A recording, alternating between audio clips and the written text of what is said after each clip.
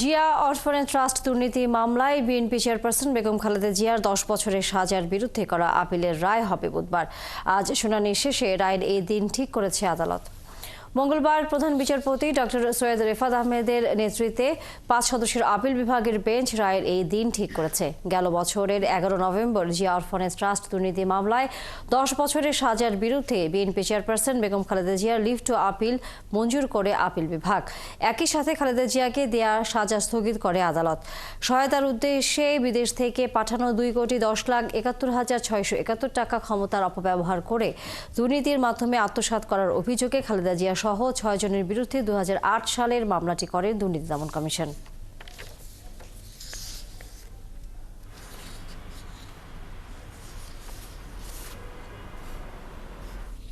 Zia orphanage trust দুর্নীতি মামলার সর্বশেষ খবর নিয়ে যোগ দিচ্ছেন আমাদের সাথে সহকর্মী সৈকত সাদেক। সৈকত, এর মধ্যে আমরা সংবাদে বলছিলাম যে আগামীকাল রায়ের তারিখ ঠিক করা হয়েছে। সে বিষয়ে আদালতের পর্যবেক্ষণ জানানোর পাশাপাশি এই মামলা নিয়ে আইনজীবীরা আর কি জানিয়েছেন? জিয়া ট্রাস্ট মামলার যে আজকে আপিল শুনানি হয়েছে সেই বিষয়ে কিন্তু আমরা বেলা 11টার সংবাদে আমরা জানিয়ে দিয়েছিলাম যে আগামীকাল বুধবার এই মামলার রায়ের জন্য নির্ধারণ করেছে প্রধান বিচারপতির নেতৃত্বাধীন 5 সদস্যের আপিল বিভাগ। এরপরেই কিন্তু খালেদা জিয়ার পক্ষে যারা আইনজীবী তারা গণমাধ্যমের সাথে কথা বলেছেন।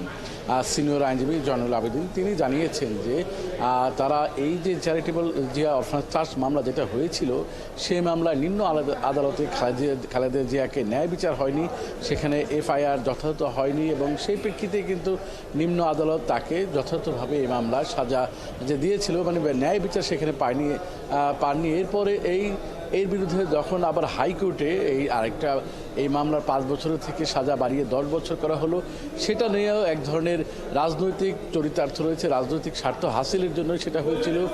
খালেদা জিয়ার পক্ষের যে আইনজীবী ব্যারিস্টার জয়নুল আবেদিন জানিয়েছেন যে তখন যে মামলাটা হয়েছিল এবং সাজাটা বাড়ানো হলো, এই বিষয়গুলি সব কিছু হয়েছে রাজনৈতিক চরিতার্থ হাসিলের জন্য, বিএনপির পরিবারকে রাজনৈতিকভাবে একটা ধ্বংস করে দেওয়ার জন্য, তারা যাতে নির্বাচনে অংশ নিতে না পারে সেই জন্যই এই ব্যবস্থাগুলো করা হয়েছিল। রাজনৈতিকভাবে এর জন্য আদালতের আশ্রয় নেওয়া হয়েছিল। যদিও আগে রাষ্ট্রপতি এই 5ই আগস্টের পর রাষ্ট্রপতি খালেদা জিয়ার 2টি মামলার সাজা বাতিল করেছে, তারপরেও কিন্তু তারা আদালতেরভাবে আইনগতভাবেই সব কিছু মোকাবেলা করতে চান। এর জন্য খালেদা জিয়ার পক্ষে তারা আবেদন করেছেন এবং সেটারই কিন্তু আজকে শুনানি হলো। আগামীকাল হয়তো সকালে এটার যে রায় হবে এবং আইনজীবীরা তারা জানালেন যে আগামীকাল আশা করছেন তারা খালেদা জিয়া এই মামলায় ন্যায় বিচার পাবেন। সব মিলিয়ে এখন পর্যন্ত সেই বিষয়টি তারা আশা করছেন। আর আরেকটা বিষয় জানিয়ে রাখি, এর পাশাপাশি কিন্তু এখন আপিল বিভাগে আরেকটি গুরুত্বপূর্ণ মামলার শুনানি শুরু হয়েছে। জামায়াতে ইসলামী তাদের যে রাজনৈতিক দল হিসেবে তাদের যে নিবন্ধন বাতিল করেছিল তৎকালীন হাইকোর্ট, সেই বিষয়েও কিন্তু একটা আপিল জামাতের পক্ষ থেকে করা হয়েছিল। বিগত আওয়ামী লীগ সরকার আমলে সেই আপিলটা যখন খারিজ হয়ে যায়, কিন্তু এখন সেটা নিয়ে তারা আবার আপিল করছেন, সেটার আবার শুনানি এখন আদালতে চলছে। সব মিলিয়ে তা নিয়ে বলা যায় যে আজকে খালেদা জিয়ার মামলার পাশাপাশি যেহেতু জামাতের মামলা আছে, সব মিলিয়ে আদালতে একটা গুরুত্বপূর্ণ এবং আদালতে সংবাদ নিয়ে কিন্তু আমরা আছি। পরবর্তী সংবাদে সবকিছু আমরা জানিয়ে দেব। নিশ্চয়ই আমরা পরবর্তীতে আপনার কাছে ফিরে আসবো এবং জানবো যে আদালত শেষ পর্যন্ত আপিলে কি ধরনের নির্দেশনা বা আদেশ দেয়। দর্শক, আমাদের সহকর্মী সৈকত সাদিক এতক্ষণ আদালত প্রাঙ্গণ থেকে ছিলেন।